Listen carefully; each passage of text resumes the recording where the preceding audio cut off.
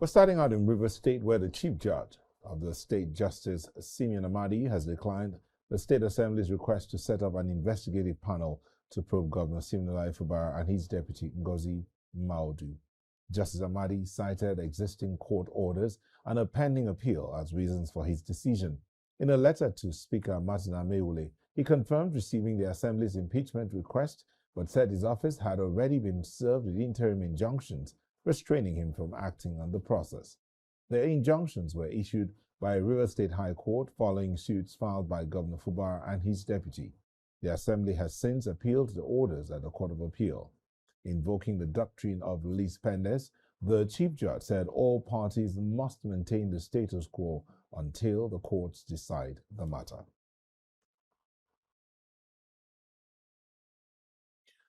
Seven miners have been killed after unknown gunmen attacked a mining site in Kuru, just south local government area of Plateau State, on Wednesday night.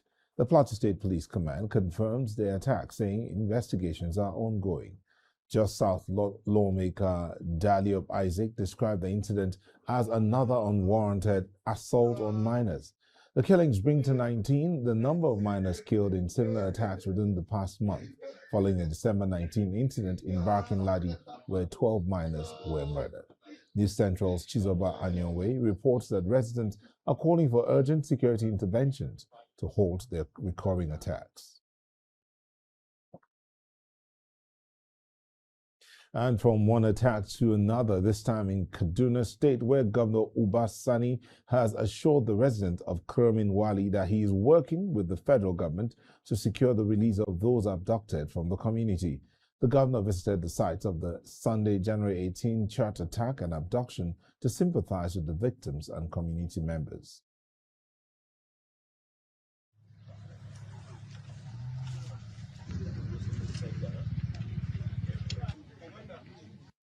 I made it clear to the Minister of Defense that it is important, and I urge him as a Minister of the Defense and someone from Kaduna State who know the terrain very well, to ensure that we have military command here, base, because that's the only way we can be able to protect the people of Kurumwali.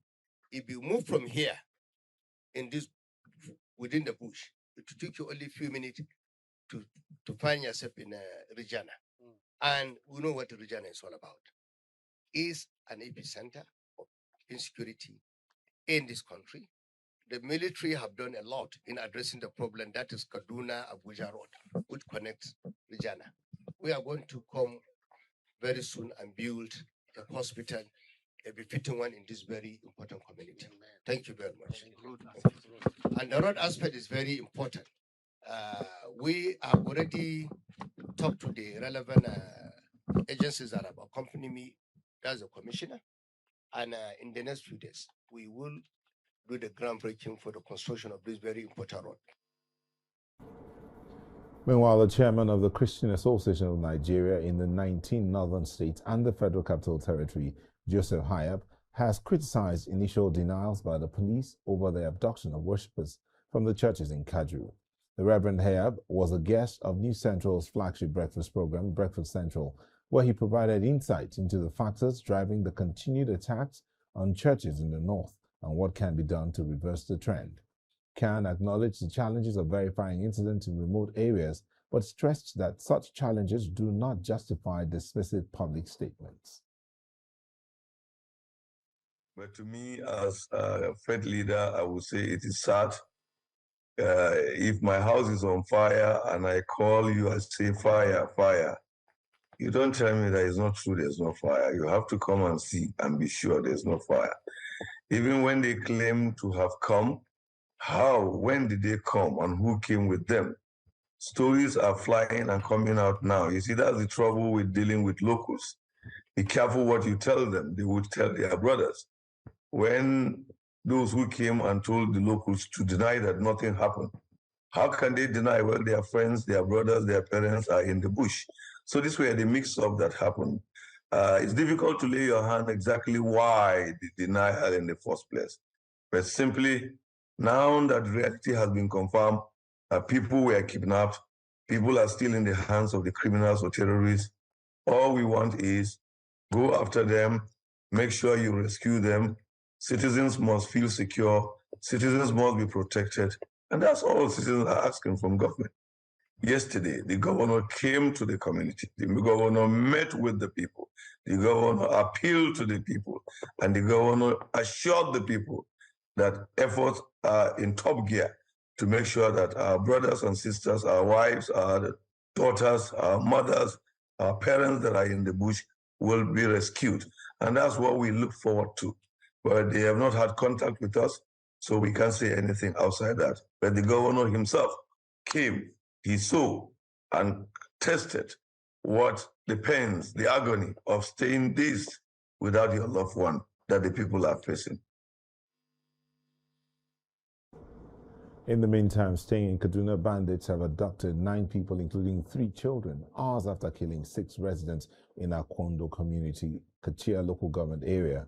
A community member, Garba Tanimu, said the attackers returned around 10:12 p.m. on Saturday, seizing 6 adult men and 3 children aged 12 to 15. A local leader who asked not to be named said the community has been under siege since November, forcing many residents to flee their homes and farmlands. The Kaduna State Police Command spokesperson ASP Hassan Mansour is yet to comment on the incident. I'm now being joined by our correspondent Emmanuel Bagudu, who is in Kaduna. Emmanuel, are you there? Yeah, thank you so much. Good evening from Kaduna. Thank you. How are you today? I'm fine, sir. Thank you. Emmanuel, what's going on right now? We know that the governor has already visited the site, but we understand that some other people are reacting, suddenly calling for sanctions on the police commissioner, the commissioner for internal security, and one other person, the local government chairman.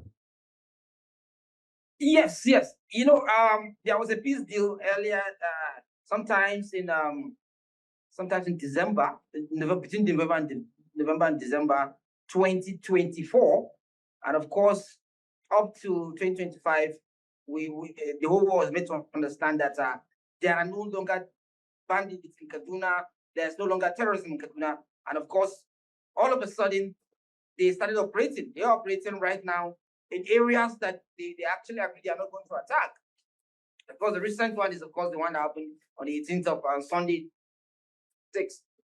And of course, what I can categorically... Hi, Mr. Jonathan.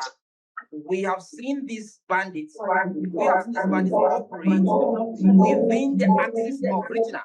The governor made it clear that Kurumawali is close to Regina.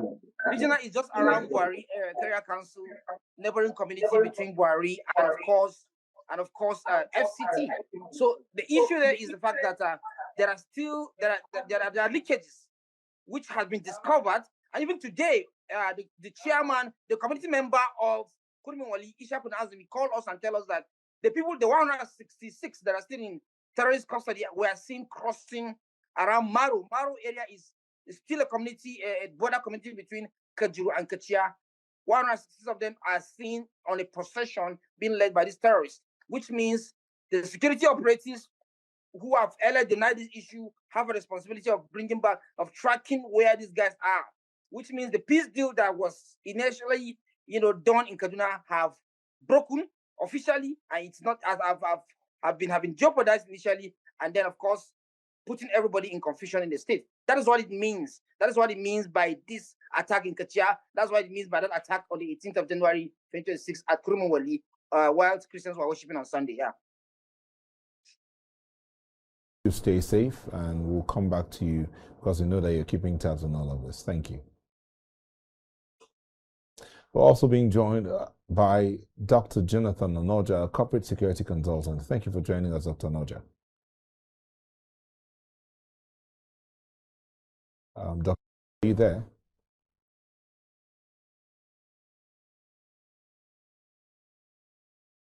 Dr. Onoja, if you can unmute yourself. If you can hear me, please unmute yourself so that we can have you come on. Good evening. How are you, sir?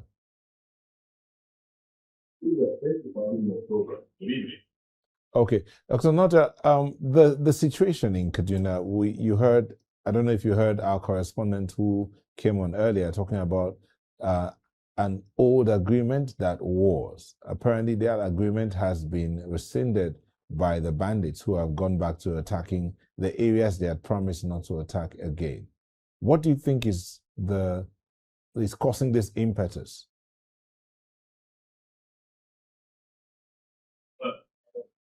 Listen to your correspondent, also listen to the Kaduna State governor. From the Kaduna State governor, I don't think anything tangible or anything meaningful has been achieved from his position. The establishment of the military base would have been a solution to the problems of branch, though it's targeted towards bringing security near to the people. But there's a problem, the fundamental problem. If you recall, when this happened, even the government denied this incident 8 hours before there was a confirmation of that incident. And that shows that the government is far away from reality or far from even providing security for the people of Kaduna State. I'm aware that yes, there are over the years there have been agreement with not just only Kaduna State government, other state governments in various means have engaged these bandits. Some we have told they paid ransoms. Some at some quarters we are told that the traders, the farmers paid ransoms to them intervals to allow them go to their farms and also to go for their markets. That is a slap on our national security when the citizens are forced to pay ransoms to bandits to allow them walk freely or to even allow them farm in their farmlands, in their ancestral homes. Now, when this incident happened, some quarters says the Nigerian police did not act well because up to almost 48 hours, over 3 days, there was this denial in the first instance of nothing has happened.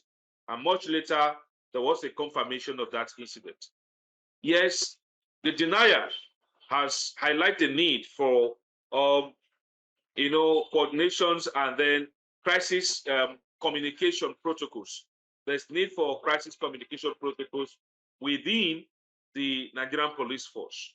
And also there's a need for them to collaborate with state governments to know exactly. I know very well that an incident of that magnitude, it would have become very difficult for them to come with the actual number.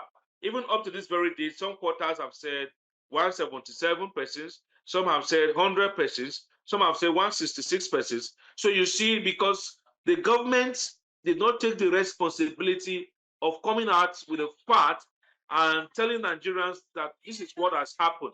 And because of that denial, that we're now, are faced with these problems of different numbers from different quarters. Again, I know very well that the delay from the Nigerian police, I'm not holding brief for them, would have been also a trade-off for accuracy. But again, when this information is denied or delayed for too long, it comes up with its own challenges. And that's why I suggested that there's need for them to come up with crisis communication protocol. The state governments, in one way, it's a problem that has also become the problem.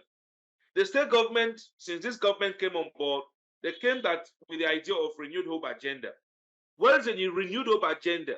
When the primary focus that's supposed to be on security has been diverted to politics, right?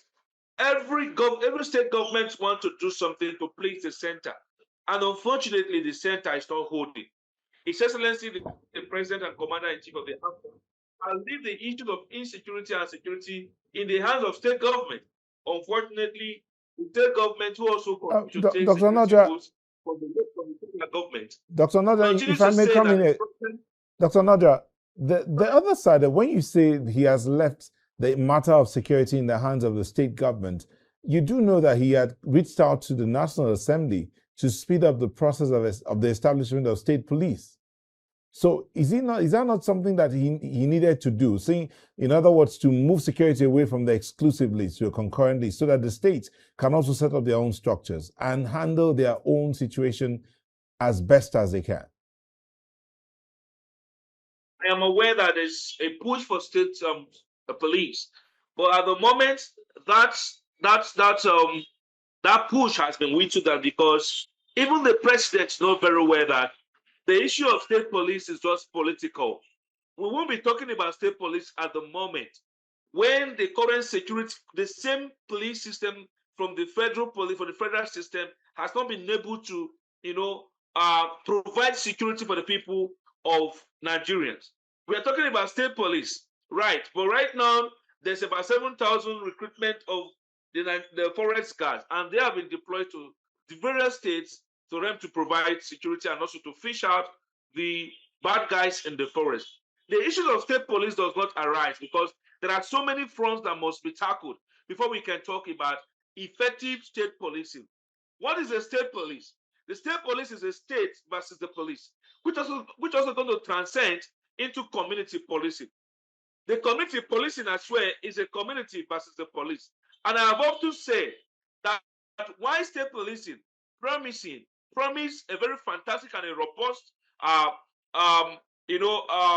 solutions to the problems on ground. I am aware that the issues that have to come with state policing are numerous. We are talking about state policing in the 21st century, where we say bail is free. Is bail free? We are talking about state policing in 21st century, where there are so much brutality within the Nigerian police force. We are talking about state policing. Is promotions in the force based on merit? We are talking about state policing, where the trust of Nigerians does not commiserate with the current average policeman on the road. We are talking about state policing, where our police on the roads continue to take bribes. When we talk about state police, there is also fear of the state governors hijacking the structures of the police in the various states. And so, until there are reforms, and those reforms must be properly nipped in the bud before we can talk about effective state policing. So at the moment, there are so many approaches to ensuring that there's security, but unfortunately, we have not prioritized it. We are not prioritizing the issues that does not even matter to the average Nigerians. Really prioritizing the security of the people that are living in Asokoro and in villas. We are not prioritizing the safety and the security of that innocent young trader that will leave his house to go and get firewood from the forest, that will leave his house to travel distance and miles to go and get vegetables to sell. We are talking about security, and we are not prioritized the things that matters to the average Nigerians. We are talking about security. The hardship in the land pose a lot of insecurity. All right, Dr. We are talking Naja. about insecurity. But unfortunately, the government, like I continue to say, the government policies are not sequenced to meet up with the yearnings and the aspirations of the ordinary Nigerians. And that is another insecurity. What is insecurity? Insecurity is poverty. Insecurity is illiteracy. Thank you, Dr. Naja. I'm afraid, Dr. Naja, we have to hang it there at the moment. I want to thank you so much for coming in, and we're looking forward to having you again with us to look at this matter. The matter of state police is one that needs to be looked into real deep, and what needs to be done before we even say, okay, we now have state police, as the case may be. Thank you, Dr. Jonathan Onoja is a corporate security consultant. Thank you for coming in today. Now let's go on to the courts. The Supreme Court has dismissed the trial of former Chief Security Officer to ex-military head of state, General Sani Abacha, Major Hamza Al-Mustafa, over the murder of Kudirat Abiola. The Apex Court ruled that the Lagos State failed to act on its own request to reopen the case. During proceedings, the state made no appearance and filed no legal processes since 2014, when it was granted permission to revive the trial. Counsel to Al-Mustafa, Paul Daudu, told the court that the Lagos State neither filed a notice of appeal nor took any steps within the 30-day window earlier granted by the court. The justices held that the prolonged inaction showed a lack of interest in prosecuting the case, effectively bringing the trial to an end. Welcome back. If you're just joining us, look, here's a recap of our top stories today. River State's Chief Judge tells the State Assembly he's unable to set up a panel to probe Governor Fubara and Deputy, citing court orders. Gunmen kill 7 miners in just South Plateau State. Death toll hits 19 in 1 month. And over 300 families displaced in Randfontein, South Africa, after armed attacks linked to illegal mining. The residents of Piakasa community in Abuja Municipal Area Council say daily life has become a struggle owing to the lack of basic amenities, from poor access to water and electricity to concerns over roads and public services. The community members say they have been left to fend for themselves for too long. Our correspondent Sumaya Abubakar was in Piakasa and she spoke with some of the residents.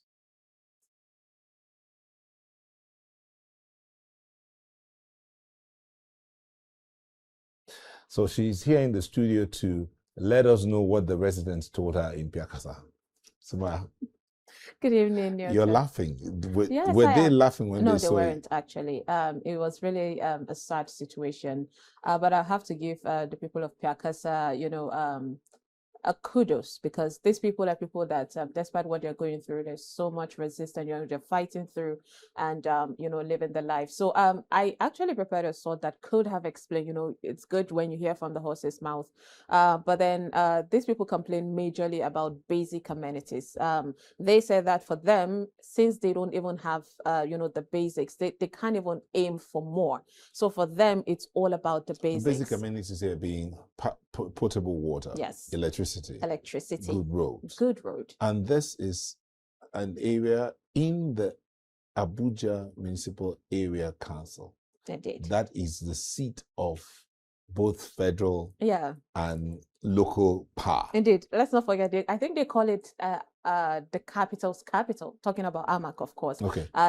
In Abuja, this is the local government that everyone is expecting it to be at least more developed. So Piakasa is under Lugbe, and that axis, when you go there, right from the entrance, of that community, the road is not tiled. Now we've seen efforts, like there was a bit of coal-tar being spread around. Dressing. Yes, exactly, we'll call it that. But then afterwards, it's get dusty and it's a long while to the community. So of course you're not driving as fast as you would on a major clean road. So they complain about that as something that also aid this miscreants to attack them. So it's causing insecurity, that road, and even the bikers around are not safe because people tend to hit them, kill them, and snatch their bikes away. Piakasa, let's look at the location now. On the road to the airport. Yes. It's just by the roadside. It's just by the roadside, actually. And so that means on your way to the airport, you go past Lugbe, and just around that Lugbe area is Piakasa. Yes. So Lugbe is on the right side, and then Piakasa is on the left. So that means the residents there more or less look into the express and they see all the big cars going past, and then they wonder. Mm-hmm. But do they pay their tenement rate and all that, all the rates that is land use charge and all? Yeah, according to them, of course, they say that they know that they pay everything, because we're able to talk to residents, we're able to talk to locals there, and even traders there. And most of them say there are a lot of fees being paid, and taxes, they know that they are paying their right, the taxes right. They complain about the major electricity bill that they always get, but then yet they have a light, they have electricity, but to some extent, because there's rationing. And then when eventually the light just goes off, then everything you have in the freezer and all gets affected. The traders also complain about how lack of electricity tends to affect their business. Water is a problem for them. They don't have water at all. Now, few people in that community that have borehole water tend to sell them. So when they're selling water, drinking water, you have to buy. Normal water that you could use for household chores as well, you have to buy. So for them, that is a huge burden on families and everyone. They also mentioned security. Now we're able to cite the police station there, but then according to them, the insecurity there is alarming. So yeah, they need more than one police station. They need more than, yes, or more capable hands. And another issue I have to point out is their primary health care. We had a woman who actually complained specifically about that. Okay, I think that sound on tape is ready now. Let's see if we can take that sound on tape. Let's hear what the people are saying on ground themselves. NEPA bill is high and we are not enjoying the lights. Because of this road is not good. You cannot, from Federal Housing, you cannot climb a bike from here, even though you are traveling around late hour. You cannot climb a bike around 8:30 or 9. Because of the bad road, all those aboki, they can collect your phone, they will injure you. When you talk about water, you don't have water here. Both your drinking water, both the one you use, you have to buy it. There's no way you can get free water in Piakasa. So those are things that need to be the government to check on for us. Hospital is a very big problem in this area. You take a child to the hospital, you take yourself for treatment. Out of the medicine that they will give you, maybe you find out that it's only 1 or 2 free. The rest, they will say you should go and buy. They don't have it. Go and buy this one. They don't have it. At least we have hospital, even if they are not going to attend to us, maybe through CS but some minor sickness, at least we should get help there. As a citizen, as a good citizen in that matter, I must vote. And the kind of candidate I will be looking up to, the kind of person, it's a person that has the people in mind. Number one, the security of every place is the number one priority of every. Well, Sumaya also went to Dangma community in Jiwa Ward, that's Abuja Municipal Area Council, where the residents say their primary school is open, but learning is barely happening. They complain of a lack of teachers, inadequate facilities, and missing basic learning materials, which is affecting the pupils' education.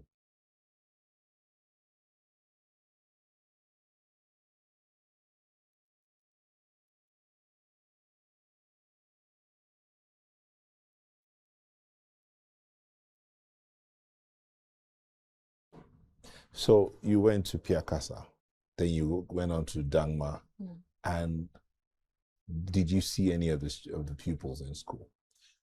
Oh my God, for Dangma community, it's so disheartening what's happening there. You've seen the condition of the roof on the school's practically gone. So that is the public school, but then there was no student in sight, no school in session there. It's not working.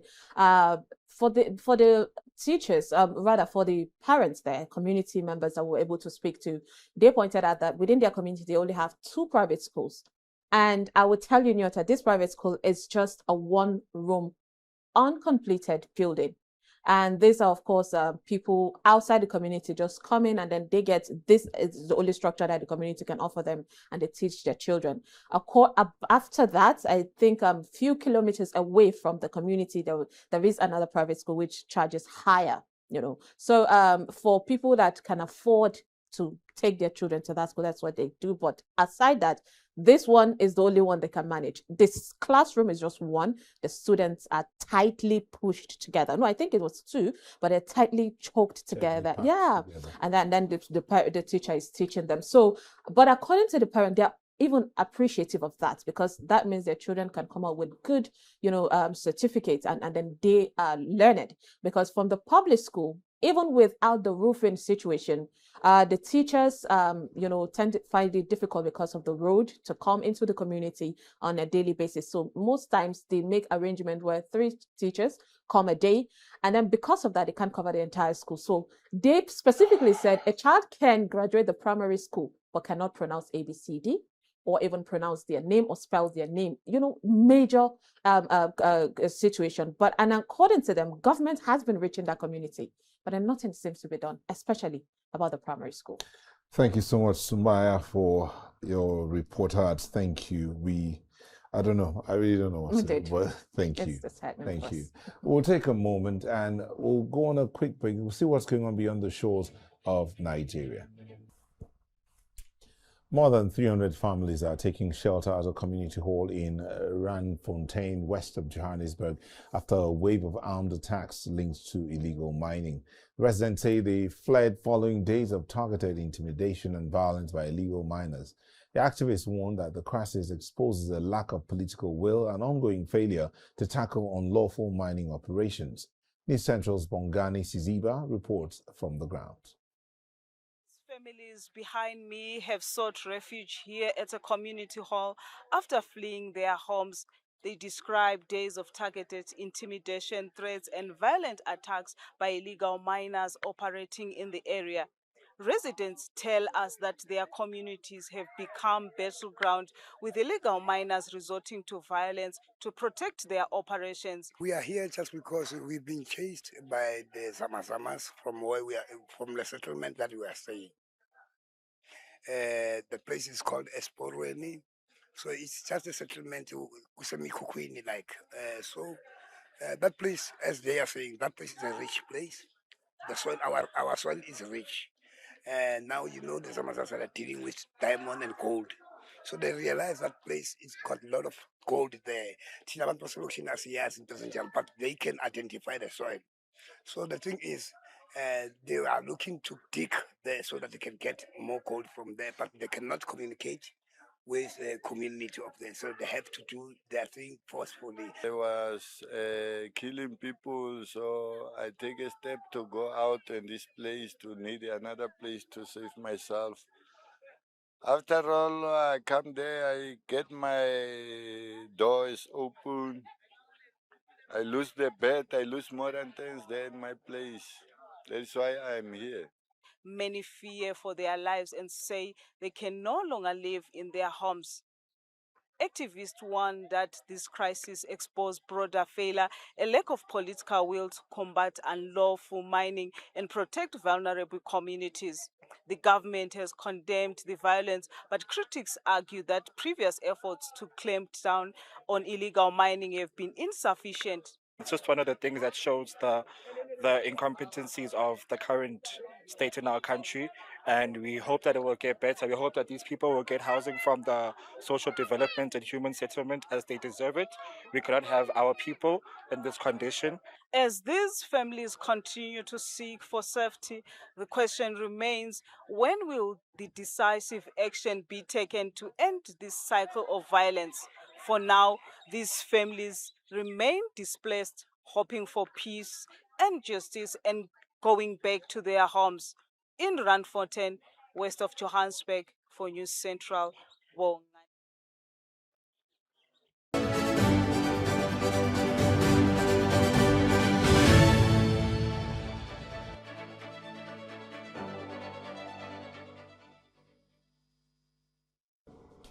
U.S. President Donald Trump has unveiled a new international initiative, the Board of Peace, on the sidelines of the World Economic Forum in Davos, Switzerland.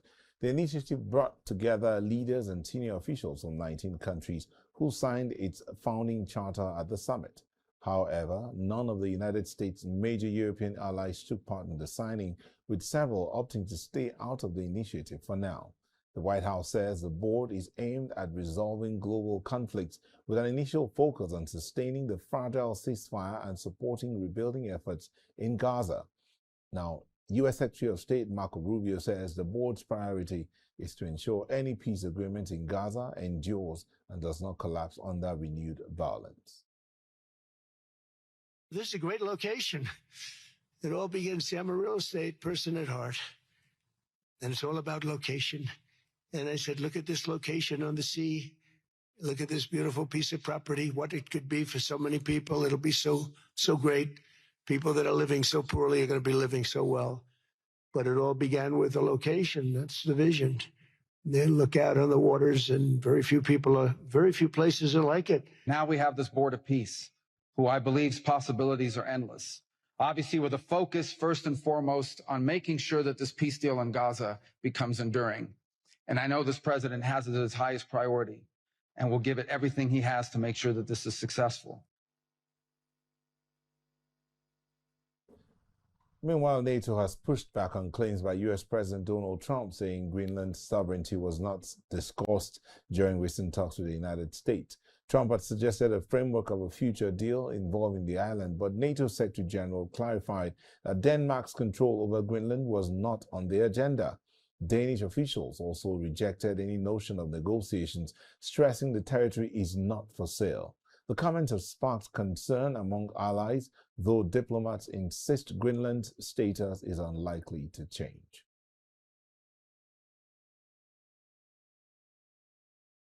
I'm now being joined by Rolene Marks, journalist and commentator. She joins us from Modi'in in Israel. Hello, Rolene. Good evening, and thank you for having me. Thank you for joining us. This matter of, let's start from that Board of Peace. And before we go on to talk about Greenland, what's your take on the new Board of Peace? Where does that leave the United Nations? Well, that's a very, very interesting question, because I think what we've begun to learn about President Trump is he is very much a lateral thinker. He looks at situations a different way. And we are now in the second phase of his 20-point ceasefire. And with that, the formation of this board of peace, which Israel has also joined. Our Prime Minister has joined the board of peace. And it's not without its controversies. From Israel's perspective, having countries like Qatar and Turkey was highly controversial because of some of the rhetoric around the way they have addressed Israel, Qatar, for giving a safe haven to the leadership of Hamas. But as you said in your intro, this is not just to deal with the situation in Gaza. It's not just to deal with Israel's war against Hamas, which started with the atrocities committed by Hamas on the 7th of October. It is also there to look at ways to solve conflicts around the world. Now, is it an alternative to the United Nations? This is a question some countries like France are concerned about, and the EU, the European Union, have expressed. They have said that its charter kind of conflicts with the United Nations.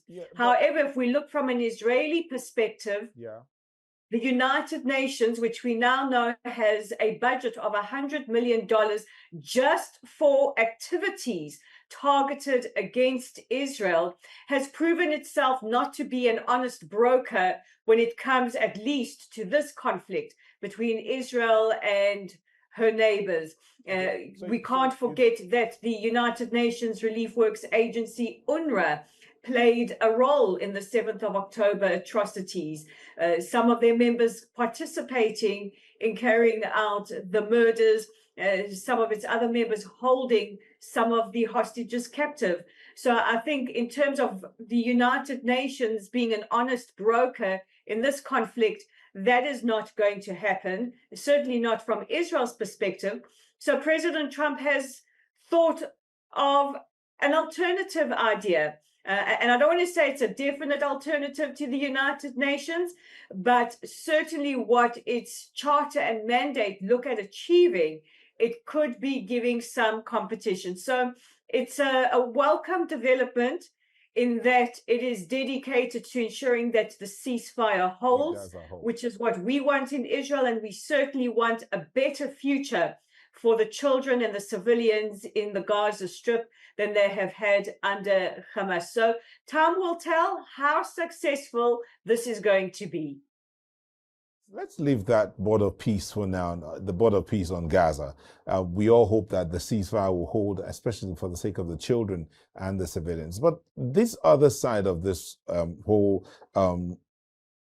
President Trump rhetoric and actions. Now he's gone ahead to talk about Greenland. Yesterday in his 1 hour, 20 minutes speech, he talked about immediate negotiations for Greenland. But it looks as though NATO is pushing back, saying, look, the deal around Greenland is not on the table, so to speak, because Denmark is still in charge of that territory. But how would that work out? Well, what is interesting is that Greenland has actually come onto the US agenda before in its history. I think it was President Truman who looked at a possibility of acquiring Greenland, and that never happened. And now President Trump has brought that up. But I think you would see a major conflagration, a major clash. We can't forget that America is a major part of NATO. Should there be any moves to acquire Greenland, which will put it in direct conflict, not just with Denmark, but with many of its allied partners in Europe, partners like France and the United Kingdom. We know that Prime Minister Starmer has issued his response, very harsh against the possible annexing, so to speak, of Greenland. And what is also I find very interesting is that King Charles is scheduled to go to the United States to commemorate 250 years of the United States of America. And should President Trump persist with this, will we see Starmer asking the king, the head of state, not to go? So the last that we heard was that temperatures had cooled down on this, that it was off the agenda, at least for now, but it would certainly put the United States in direct conflict with major European allies and NATO. All right. Thank you so much, Roland Max, journalist and commentator. Thank you. We look forward to having you again soon. Thank you so much. All right. So we'll go on another quick break, and when we return, we'll be looking at what Team Africa or Team South Africa is doing at the WEF. Stay with us. Welcome back. Team South Africa is attending the World Economic Forum in Davos, building on momentum from last year's G20 summit to advance multilateralism and economic growth. The delegation is promoting South Africa as a strategic investment hub for Africa, highlighting opportunities in tourism, critical minerals, and digital innovation, while emphasizing the country's economic credibility and regional leadership.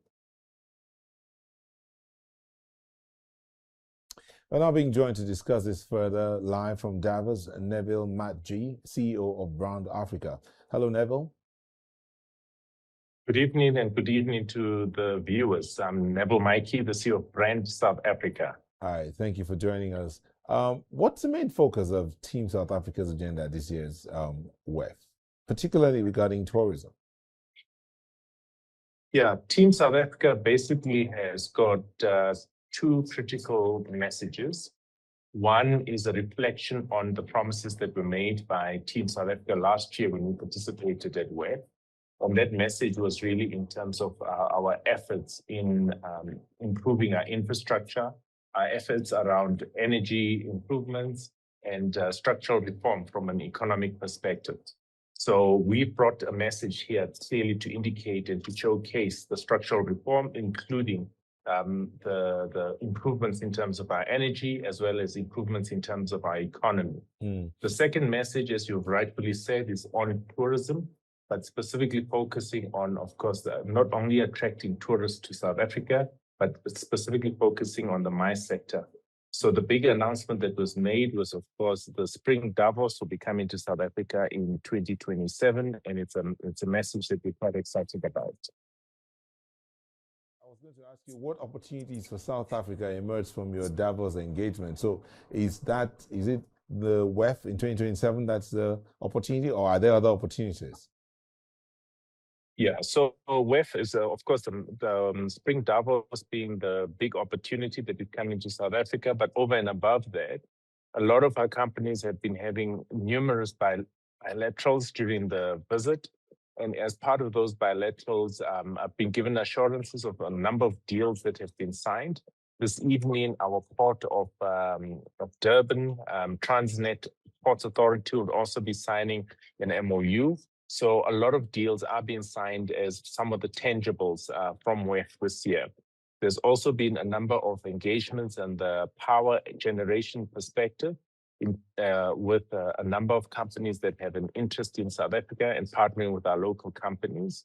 So those are just some of the areas that Team South Africa has really been driving. We've also had a number of side sessions. Those side sessions specifically focused on critical minerals and companies that want to invest in value addition, because as you know, from an African perspective, we are tired of exporting our raw materials and importing finished goods at a highly inflated price. So that has been the message from a localization that we've been driving. All right. Thank you so much, Neville Matji, CEO of Brand South Africa. Thank you for speaking with us from Davos. Thank you. All right.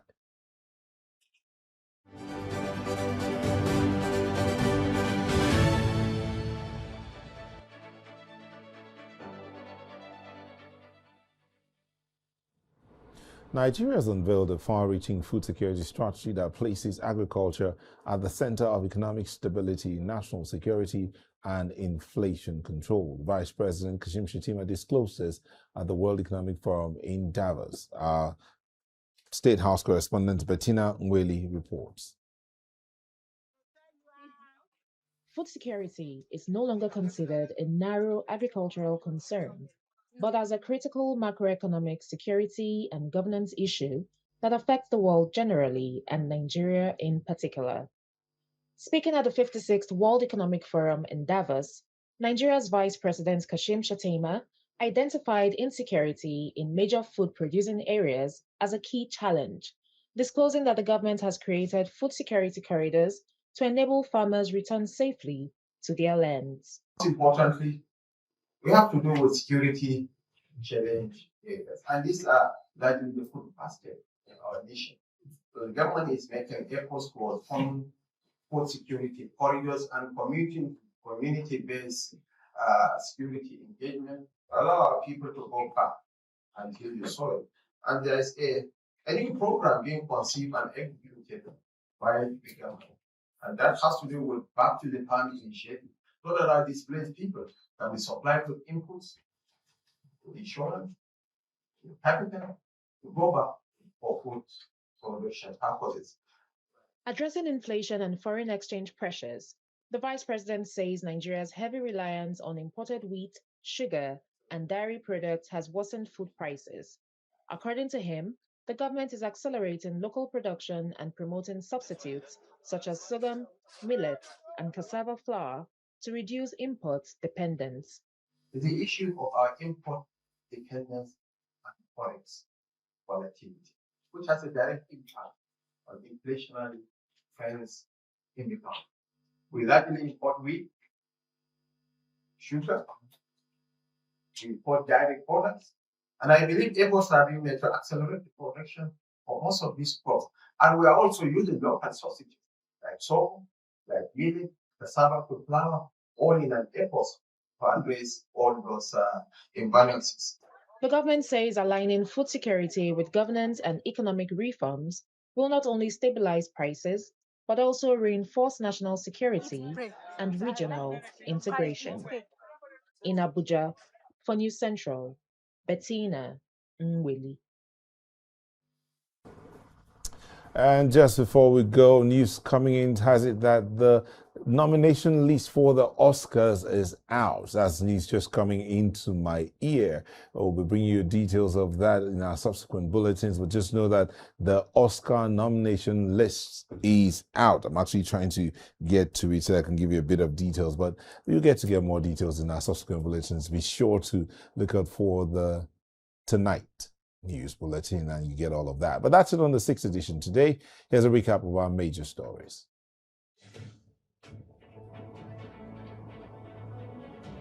We told you that the Chief Judge of Rivers State has declined the Assembly's request to constitute a panel to probe Governor Fubara, citing court orders.